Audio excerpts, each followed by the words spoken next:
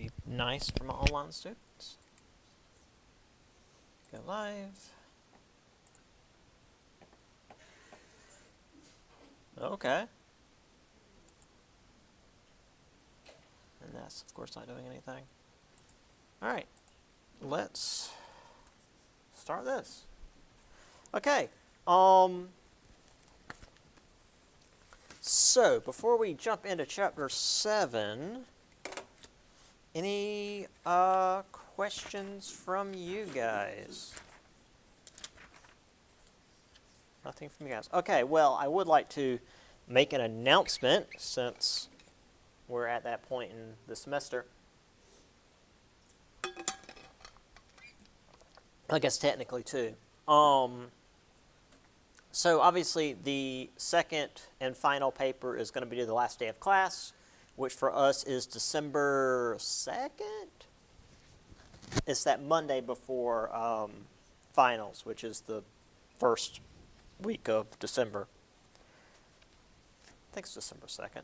Let me check and see without moving this again, because it will go down and not come back, and it will make me upset. Come on, calendar. Hurry up. December 4th. December 2nd is on a Saturday. We're not going to be here on that Saturday. Yeah, December 4th for us is last day of class, last day of regular classes. The 5th is reading day. Nobody's going to be here. And then the 6th, 7th, and 8th is going to be exam days. I don't remember which one's ours. We'll talk about that a little bit later. So the 4th is going to be when the papers due. That one's going to be identical length to the previous one, 2-3 pages, double space, all of that. The default topic is just pick somebody, an interesting person from the Revolution. It doesn't have to be a general. I mean, we talked about a lot of different people from the Revolution. I was actually thinking, this was in one of my weird, like, half-asleep states, that, like, nobody talks about General Gates. You know, he was doing a lot of fighting, but nobody ever really talks about him. So, you know, if you want to do something that I was randomly thinking about when I was half asleep.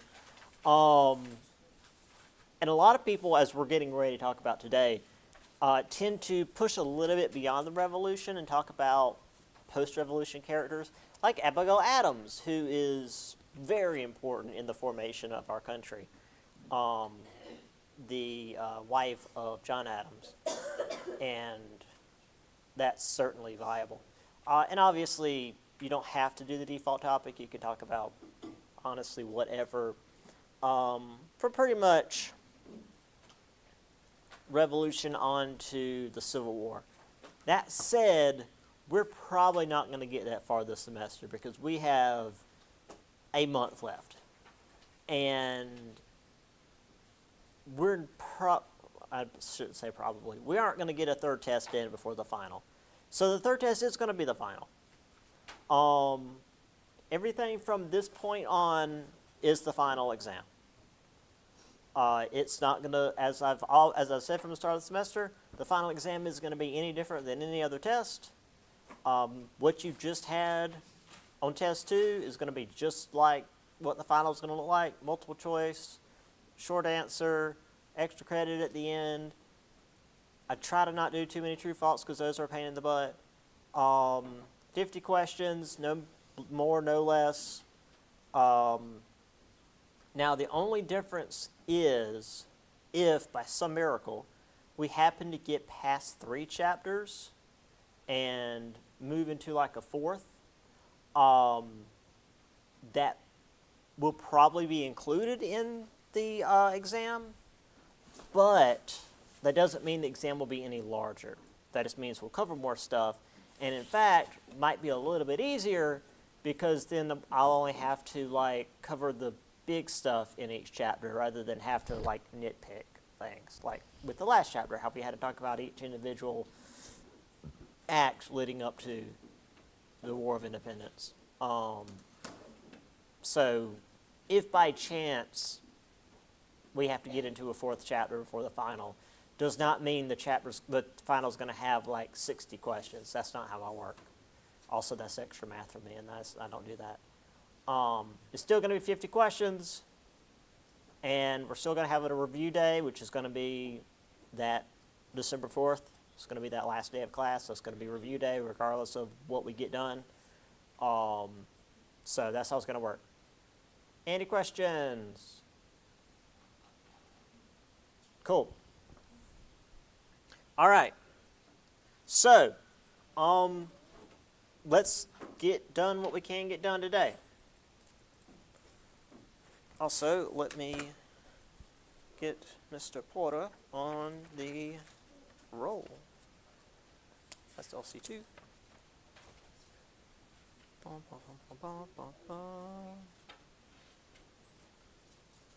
I already had you on the Porter. No, I didn't. I cannot follow lines, apparently. Okay. So this is immediately following the war up to the year 1800. This was a pretty rough time, as we're going to see. So as we saw, right at the end of the war, we had the regular soldiers threatening mutiny. Well, we also had the officers angry about pay, well, lack of pay. And unlike the regular troops, these guys tended to come from wealthy families and had a lot of political and economic pull. Now, this is something that we see mostly in Europe, but in America as well. This idea of officers being of higher stock, if you will. In Europe, it's more blatant because they're literally nobility. Like, they're from noble families from like hundreds of years ago.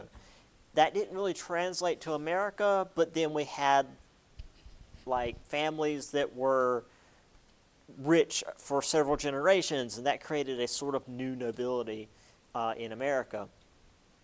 And then World War I happened, and the officers would lead the charge into the machine guns, and we lost a lot of officers.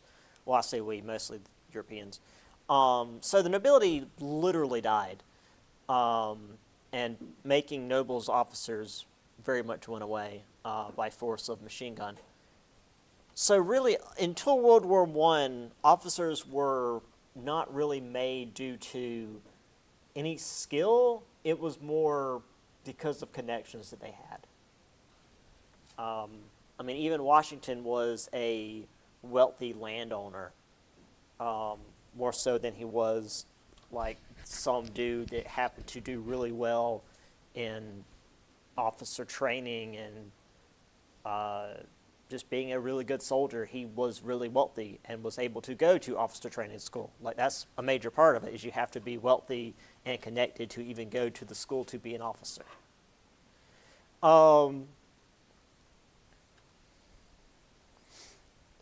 So Hamilton was sympathetic to the plight of these officers. Hamilton didn't really give a crap about the soldiers before, the ones that were regular dudes who weren't being paid. But when it's suddenly the officers who are, again, higher ranked families who are often moving in the same circles as Hamilton and Washington and Jefferson and these other guys, he wanted to actually do something about it and wanted a 5% duty on imported goods, which is to say a tariff. Sort of technically a tax. Basically, any imported goods would cost a little bit more, and that tax, instead of it's a tax, so it goes to the federal government. And since the federal government can finally have a little bit of money, they can use that money to pay its debts, including to the soldiers who fought in the war. Because at the moment, the federal government is flat broke, besides the money that it has that it borrowed from like France and the Netherlands, but obviously it owes that money back and it doesn't have any way to make money. So,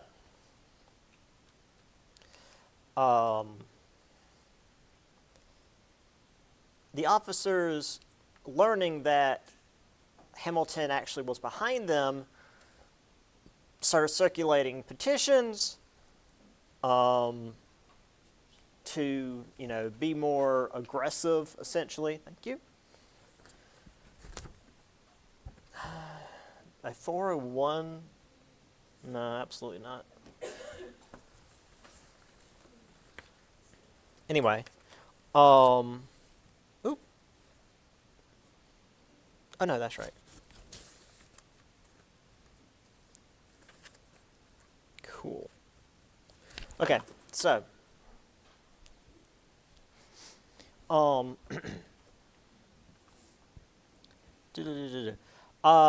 right. So the soldiers or the officers found out that Hamilton was behind them in some degree. So circulated pamphlets, petitions included veiled threats of a military takeover. So we've barely been a country, not even a year yet, and the officers were like, maybe we should just take over the country because they're not paying us. For any of this actually happened, George Washington went down and talked to them, asked them to step back from this, quote, infamous position, had them back off. Congress did promise the officers full pay for 5 years rather than the half pay that was promised to the regular soldiers because, again, the government's going to treat those who are already rich better than those who are barely getting by, because the ones who are already rich have more power to actually do stuff.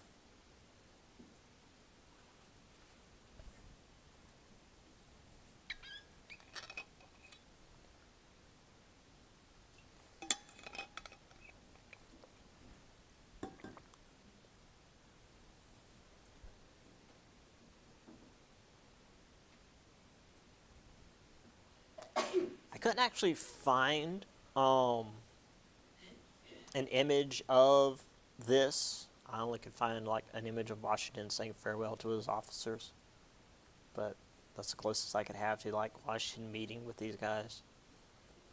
But this was still a pretty big deal. I mean, the former officers of the Continental Army being so pissed off about not getting paid that they nearly or were preparing to overthrow the government. Washington had to roll down there and be like, hey guys, maybe don't do this. It's no wonder that he was elected president, considering how many near mutinies he just talked down. He was very charismatic, and that was pretty important. Oh, spoiler alert, he's the first president. I hope everybody knew that. All right, we're not quite there yet, though.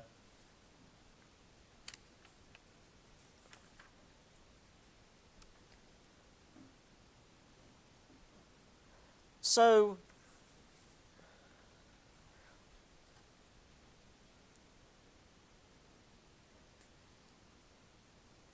one anonymous petitioner at Newburgh suggested that the officers move as a group to quote, some unsettled country and let the Confederation fend for itself. Well, there wasn't really such a thing as an unsettled country because, well, the natives were already there, and this land that the United States had taken in the war either had natives or British settlers who were there or Spanish settlers who were there or French settlers that were there. There wasn't really any unsettled country left. So in the fall of 1984, U.S. land commissioners demanded land from the Iroquois natives, just because, I guess. Obviously, the Iroquois refused to ratify this treaty. The U.S. government just acted like they had, and took the land anyway. The U.S. government did that a lot when dealing with native tribes. It's like, hey, we've got this treaty that says we can take your land. It's like, we never signed this treaty. Well, we have the treaty anyway, so we're taking your land. And also we have the U.S. Army, and we will just massacre you.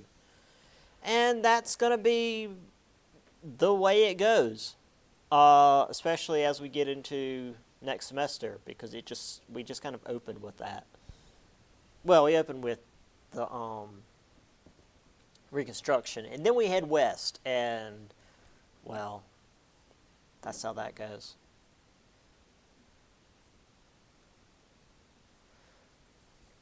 Now, there wasn't just the natives who were west of the Appalachians, but also squatters. We had American settlers who just traveled west and settled without any kind of payment to the U.S. government.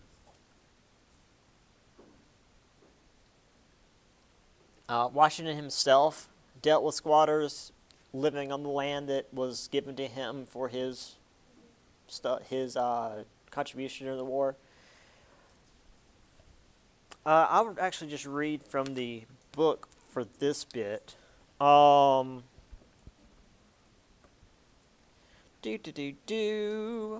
the fall of 1784, George Washington traveled with family members and slaves to survey nearly 30,000 acres of western territory he had been granted as a reward for military service.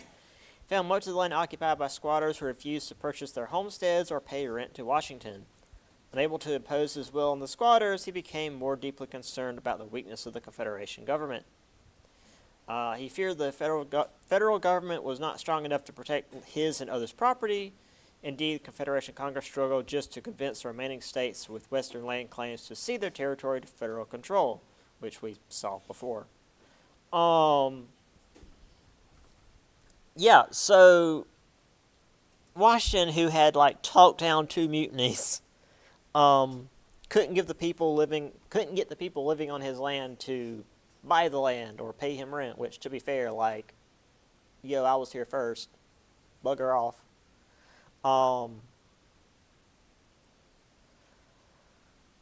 We did have the Northwest Land Ordinance to regulate all this land, and again, this is part of, I'll show the map again in a minute, all that land that was ceded from the states that claimed this land, despite many of them not actually bordering it, but we'll get to that. Once again, drafted by Thomas Jefferson, he did a lot of these. It must have sucked once Jefferson was finally gone. It's like, oh man, who's going to write up all of our paperwork? Well, to be fair, Jefferson was briefly a president. So in Jefferson's original draft, he was going to turn the Western territories into 14 small states. And again, Western Territory in this sentiment meant everything north and west of the Ohio River up to not even quite where Wisconsin is today. Well, no, because that's Michigan, so I guess it would be including Wisconsin. Well, I'll just show you guys the map. Now, the reason for this is that Jefferson, as I've said, I think I've mentioned this to you guys. If not, I'll say it again. He was big on America becoming an agrarian power. He wasn't real convinced about the Industrial Revolution that was starting up that had been starting up in Britain. And especially the cities that had been affected by the Industrial Revolution. The Industrial Revolution and its consequences, if you will.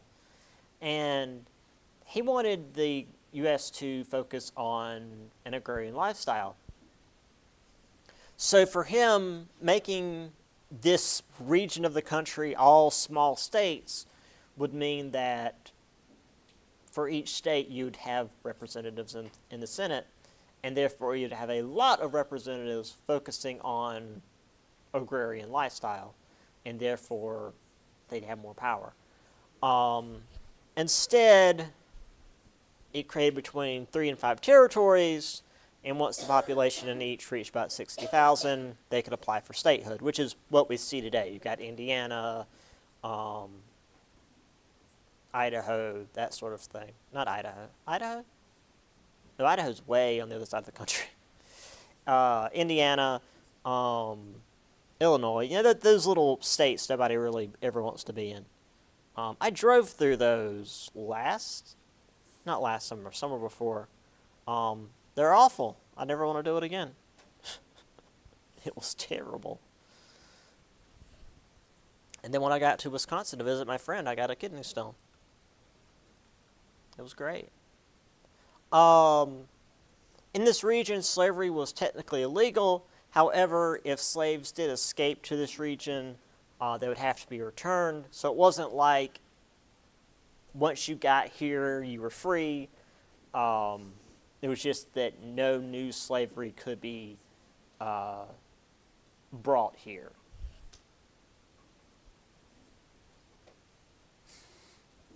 And that actually caused, there was a lot behind this, because like technically no slavery, but they still had to like follow the laws of slavery, in that if slaves escaped there, they had to track them down and capture them and bring them back to, the slave states. So it's like, well, we're still basically following slavery laws, even if these are free states. Or free territories at the time. So this is the region in question, and the various native tribes that lived there. So, you've got the Ohio River there. I should point with my mouse, I keep forgetting. The Ohio River here, and then everything north and west until you get to the Mississippi. So it's this whole region here. And again, if you're familiar with especially the stuff south of when it gets cold up here. Well, not necessarily, because there's still a lot of like pastures and cows and shit up here. Because Wisconsin and their cheese.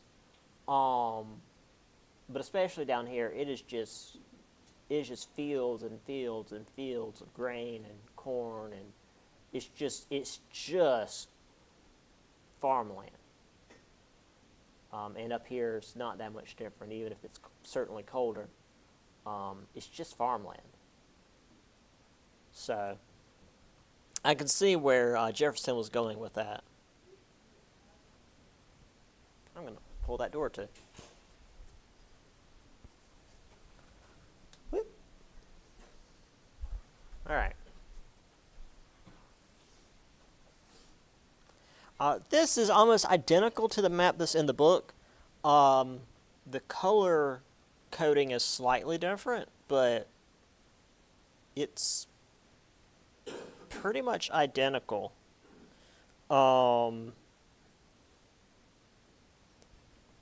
America's Concise History, 3rd edition. Yeah. It's even map 7. What? It's even map 7.1. Weird. Because we are in chapter 7, and this is the first map. Where it's not American Concise History, though. That's so weird. Anyway, sorry. Anyway, the issue here is all this land was technically claimed by these states, and they had to cede it to the federal government in order for the federal government to start to hand it out as territory to later become new states. They couldn't just do that if these other states claimed it. And it took quite a while before everybody finally did cede it. And as you can see, some of these, not until 86. Hell, not until 90 for down here. Spain didn't give over this until 95. 1800 for Connecticut? Jeez, Connecticut, what are you doing? So, yeah.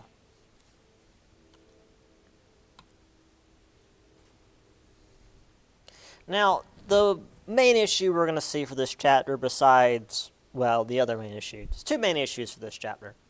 Us not having any money. That's main issue number one. The United States not having any money.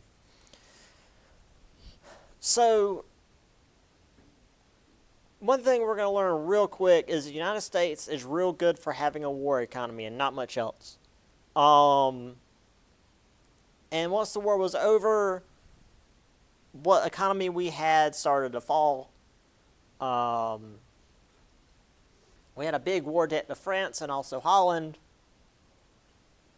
And both the federal and state governments felt like the only real way to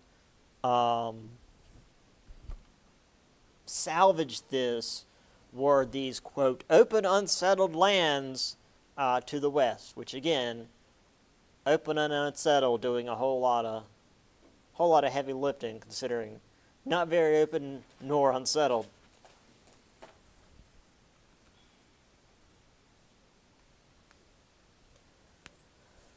However, there were other leaders, such as Hamilton, wanted federal import dues to try to get money into federal coffers. I'll take a step back and just get back to Jefferson real quick. So, I mentioned that Jefferson wanted to make the government agrarian, right? He was very into, being a farmer's paradise, essentially. And this was actually how my American technology course, yeah, definitely haven't talked about this for you guys yet, because this is how this chapter went. My American technology course opened with Hamilton versus Jefferson, and not in the they shot each other sort of way, but in that Jefferson, had he had his way, the United States would have been an agrarian country, period. Hamilton, though, saw the writing on the wall, saw that Europe was becoming more and more industrialized, and if we didn't follow suit, we would fall behind. We couldn't just be like a farm country and supply food to the rest of the world, because we can't really fight if they decide they're going to be aggressive with us. And so Hamilton was pushing for more industrialized measures.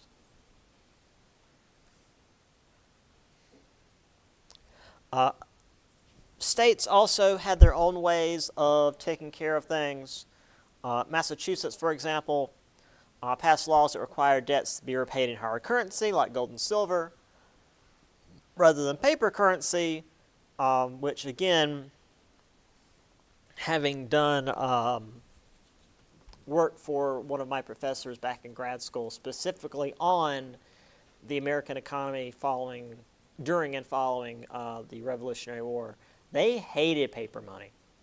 They literally called it the devil's money because of how rapidly the value of paper money could fluctuate, because paper money isn't real money. It's not actually worth anything. It's an idea of worth. It's an agreement that it's worth money somewhere else. But hard currency, the coins, is physically worth what you're holding in your hand. What's up? Yes, absolutely. So paper money actually was better for merchants and farmers, because they would, say, borrow, I don't know, $300. Back then was a lot. And if the value of the paper money went down, they could still pay back $300 in paper money, even if it wasn't worth $300 anymore in, say, hard currency, which meant that the debtors, the people who loaned them money, weren't getting back the same value. It's, again, economic stuff is a little bit over my head. But if they have to pay back in hard currency, gold and silver, then the people who are making the loans are doing much better. So there's a lot of that as well we're going to see.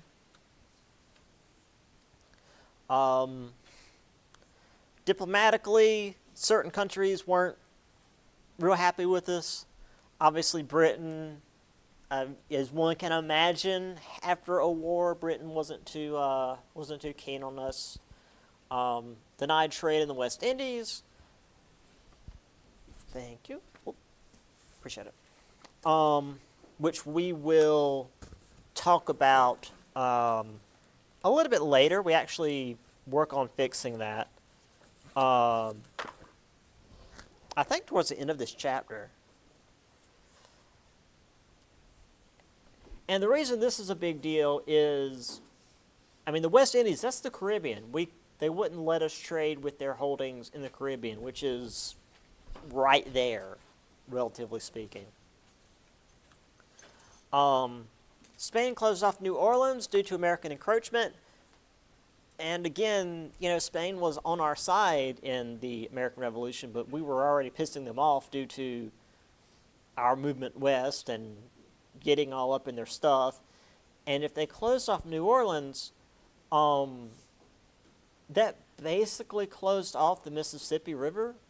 We could use it to a certain extent, but if we can't use New Orleans, we can't use where the Mississippi River empties out into the Gulf of Mexico, that really limits what we can do with literally the largest river system in North America. So that was a problem.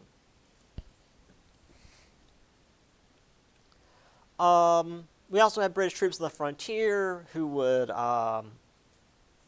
tell the natives to, hey, the Americans are causing problems. You should go cause problems back.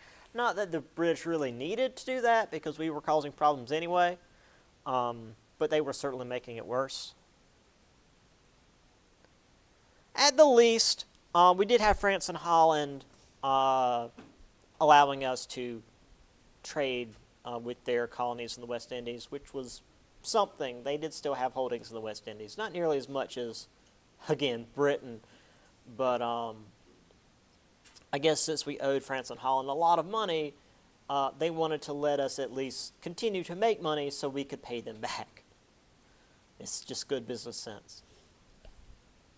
It wouldn't make a lot of sense for them to owe us money and then let us just crash and burn as an economy and never make that money back.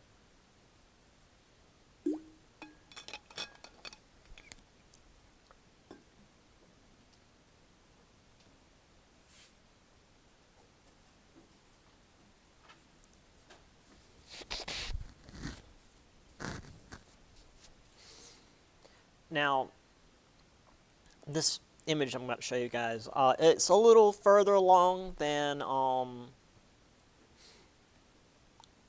what I have here with Hamilton, but it's still important because we're going to talk about Hamilton a lot here in just a little bit. So Hamilton's full economic plan, which we will get into, basically pay off the federal debt by taking on all states' debt, which was a big deal. This also would lead to certain issues, but we'll get into that. A national bank, which was basically Hamilton's big thing. I've not actually seen the play Hamilton. I don't know. I feel like, I don't know. It is Hamilton's biggest contribution to the United States was the National Bank.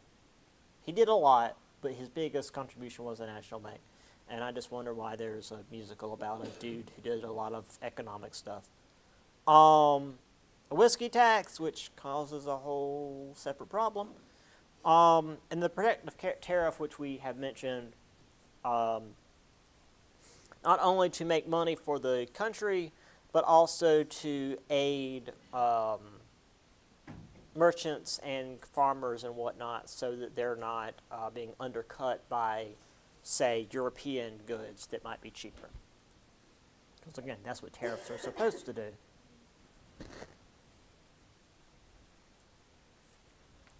Now,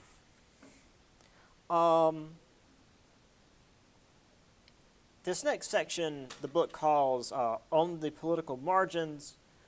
This is not quite the main stage of what's going on politically, but still obviously very important for the overall growth of the government. So, let's see if we can at least finish this section before we get down with the chapter, or the class, not the chapter. What am I doing?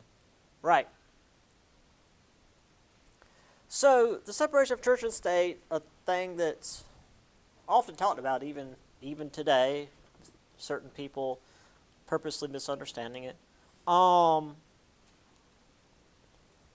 to go back to before the United States was established, to go back to Britain, or hell, let's go back to before the Anglican Church, when it was just the Catholic Church. The Catholic Church was part of, was just part of people's everyday lives. It was supported by, tithes. And back then, a tithe was as much a tax as any other tax. It was like a property tax or, whatever. When the King Henry VIII, made the Anglican Church, he barely changed anything. He was just like, okay, well, we're not going to listen to the Pope anymore. The King is now the head of the Church. The Church is part of the government. When you pay your tithe, you're just paying your taxes to the Church. That's the only thing that's different. So within the English government, even today, the Anglican Church is part of the government. That's just how it is. That's not anything controversial. That's just how the government's set up. You've got, the different branches of government, and then you've got the Anglican Church. It's just because the head of the state is the head of the church. When we gained our independence, and we're no longer under the rule of the king, big air quotes, and Parliament. Obviously, we were no longer beholden to the Anglican Church, and we no longer had to support the Anglican Church through taxes, or tithes, technically. So, 1786, the Statute of Religious Freedom, once again, drafted by Thomas Jefferson.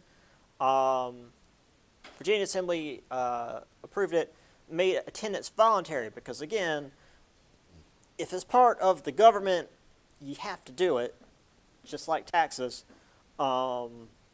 Well, now it's like, well, you don't have to do it anymore because we're not part of the Anglican Church. We're not part of England. Now, there was a whole thing. I don't remember exactly what year it was. It was a Danbury Baptist Church in Connecticut. Connecticut was basically being run by Calvinists at the time, and they had essentially made it the state religion.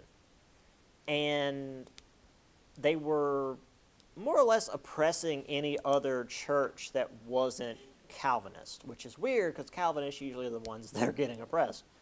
And so this church sent a letter to Jefferson. It was like, hey, so you've got this like statute of religious freedom thing, and also like, as we're going to see when we get to the Constitution, the First Amendment is no establishment of state religion. Would that not mean that the state of Connecticut should not establish a religion over everyone else's religion? And that's where the letter from Thomas Jefferson specifically says separation of church and state, because the state should not specifically endorse or deny any religion. That's where that phrase specifically comes from.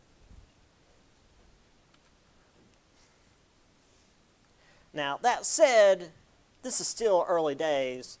If you wanted to be a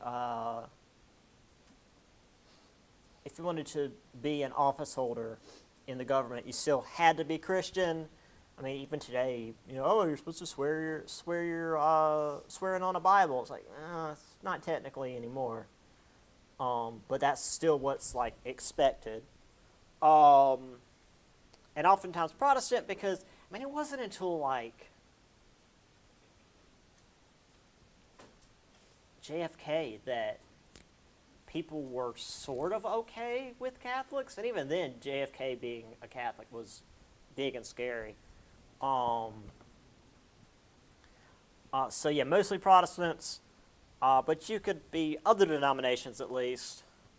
Baptists and Methodists were more numerous on the frontier because they were a little bit more ragtag, if you will. They weren't quite as well established as some of the larger denominations. Which seems weird because like Methodists and Baptists seem to be like, well, down here at least, the biggest. Quakers and Presbyterians grew quite a bit at this time. We're going to talk more about Quakers a little bit later. Catholics and Jews had a slightly better time, at least here in America. Again, Catholics had a hard time, especially in Britain, due in part to Catholicism being the religion in Ireland, and Britain would have any excuse to hate the Irish. Though I guess it depended on where you were in Europe. In Spain, if you're Catholic, that's the norm. Well, sort of France, because the Huguenots were the ones who were being persecuted, so it sort of depended. Richard Allen, born a slave, led the first African-American church in America, in Philadelphia, 1794. Bethel African-American Methodist Church was within the Methodist Church until the early 1800s, until they tried to oust Allen. Again, having been raised within the Methodist Church, I can say that they often will do things different until you get a bunch of old dudes who get together and realize, wait, they're doing something different. We don't like this.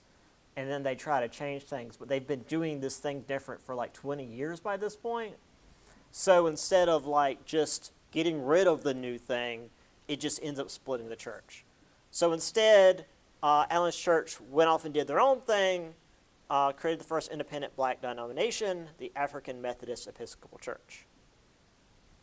This was a thing within the Methodist Church. It's been a couple of decades now. I think it was the 90s when this happened. A lot of Methodist churches were allowing female pastors, and that was fine until some old dudes decided it's not fine anymore, and so the denomination split, because the ones that were fine with it were like, you guys are just old and out of touch, so screw you.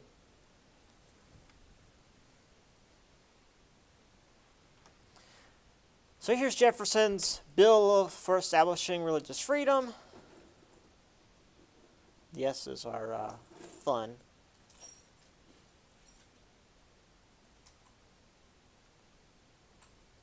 Here's that's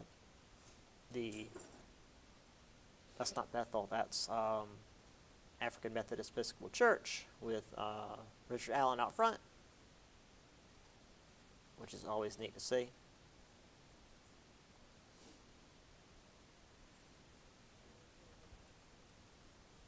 Speaking of Richard Allen,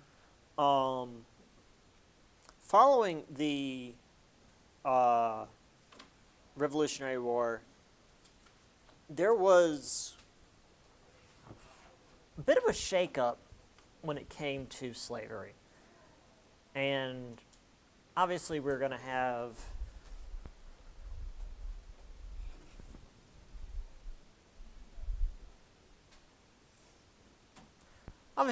like another century or so before things actually fully get fixed.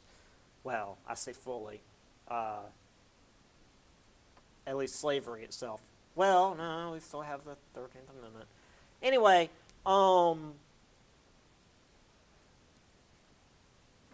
things do get shaken up after the Revolution. Some slave owners took the revolution to heart, freed their slaves voluntarily, others freed them in their wills, the latter being the case of George Washington. Some people are like, oh, well, George Washington freed his slaves. Like, yeah, in his will, he was like, oh, I'm going to get use out of these slaves until I die, and then they can be free. It's like, boy, what a great guy. Some states prohibited importation of slaves from Africa, which at least cut down on the transatlantic slave trade. Eventually, Britain would put a stop to the transatlantic slave trade. A lot of weird people are like, oh, well, America stopped the slave trade. It's like America did not stop the slave trade. It was Britain.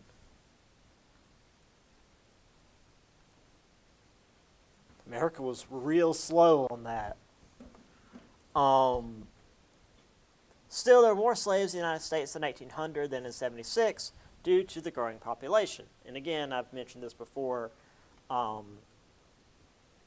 due to the farm work not being as immediately deadly as the work in the Caribbean and in, say, Brazil and like the silver mines. And that's not to say, oh, well, it wasn't as bad, which, again, is a really weird apologetic people try to use sometimes. It's like, don't defend slavery, you weirdo. But it's just that it didn't immediately kill them, so they're able to reproduce, so the numbers did slowly go up. Which, once the slave trade did end, or at least the transatlantic slave trade ended, was necessary. And as we'll see once we get to that point, like, it did sort of improve conditions for the slaves in North America, because the slave owners were like, oh, we literally can't go get more. We have to take care of the ones we have. So it was a kind of a weird middle ground of these people are still being kept as property, but they can't be like worked to death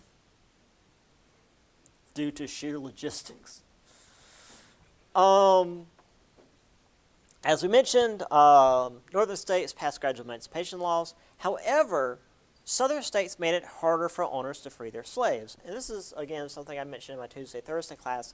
That's a little bit weird. They passed laws that made it harder for owners to free their slaves, made it harder for owners to no longer own their, and again, I'm just going to let's set aside the just for a moment. Let's step away from the fact that it's owning people. Let's just look at it in black and white. It's people. It's the southern plantation people and their property. Let's just cut and dry. And the laws are making it so they can't no longer own certain property anymore. It just seems weird, right? Like, obviously it's due to certain aspects of slavery. Because if there was a law that was passed that was like, you can't get rid of your car anymore. It's like, why? That seems dumb and arbitrary. But because they were humans who were being enslaved, and if they were suddenly all set free, they might be a little pissed about having been enslaved. These laws were passed to try to keep that from happening. Yeah, there were certain aspects about this that were causing issues. We talked about the free black communities before: seaport cities, Philadelphia, New York, Boston, Massachusetts, etc. New Jersey had the nice big loophole. If you had a certain amount of property, you could vote. So any property-owning blacks had the right to vote. Pennsylvania was another weird loophole. They did not specifically exclude black Americans, which wasn't as good as was not as good as New Jersey, because if you went to a polling spot and they were just like, "Nah, you can't vote because we're not going to let you," then you were just out of luck. In New Jersey, though, it was just like, "Hey, I own this much land. I have this paperwork that says I own this much land. I can vote." You were fine. But in Pennsylvania, it was just up to the people of the polling place.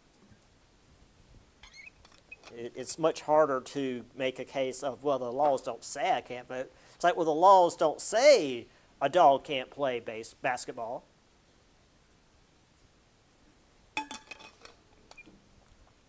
You know. And then going back to, I told you we get back to the Quakers.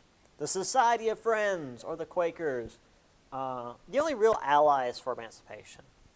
Both before and after the Revolutionary War, we're going to see the Quakers quite a bit, often doing their part to aid African Americans to get the hell out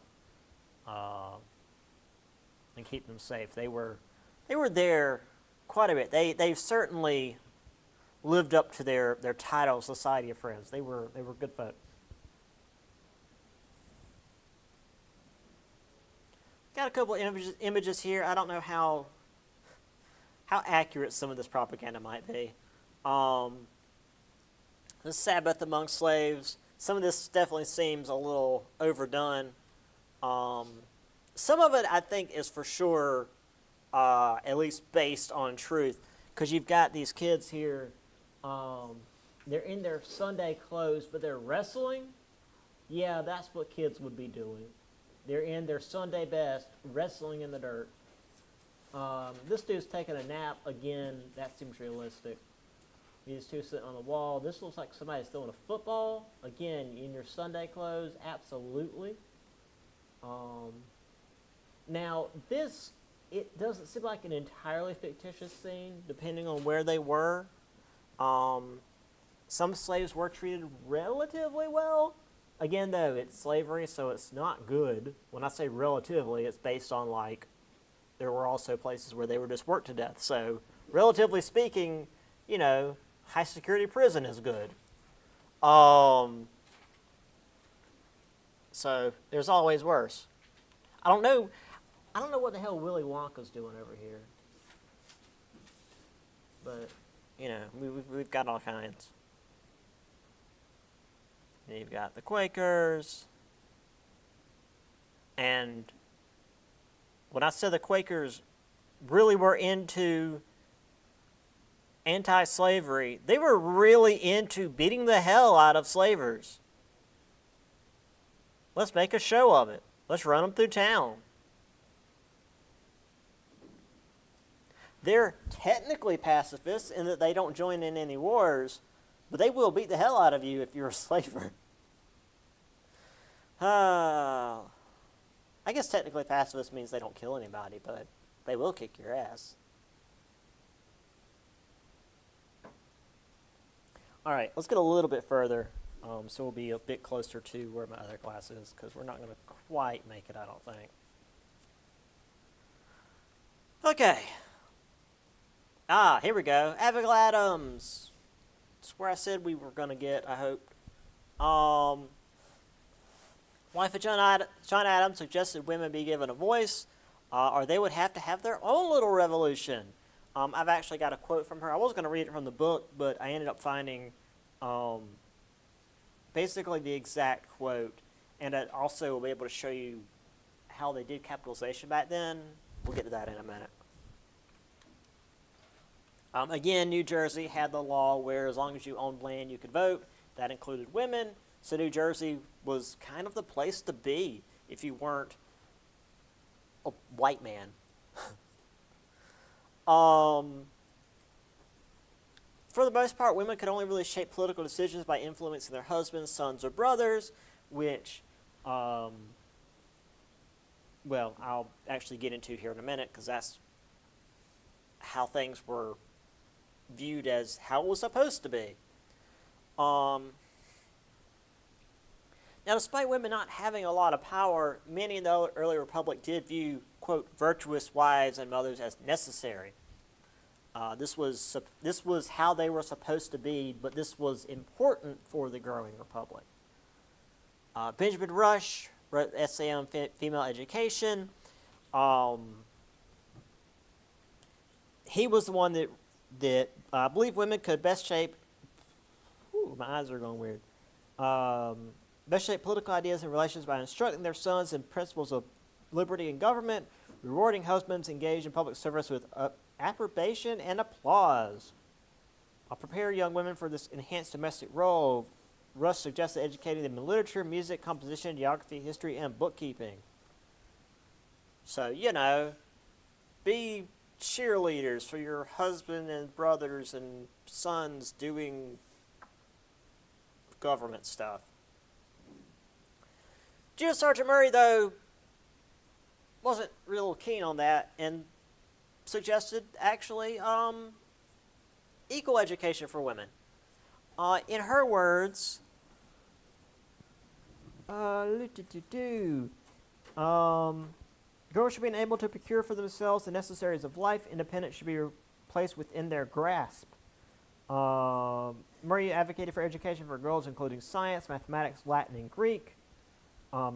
Basically, at age 2, boys and girls were intellectually equal. From then on, one is taught to aspire, the other is early confined and limited. In other words, women were not given the same educational opportunities as men, and in Murray's estimation, that's why women were never treated equally. So if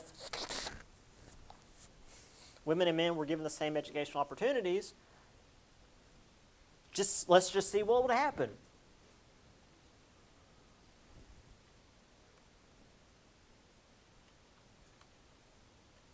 Of course, regardless of how well-regarded women were, it was like, oh, women are so important for the government and our burgeoning republic.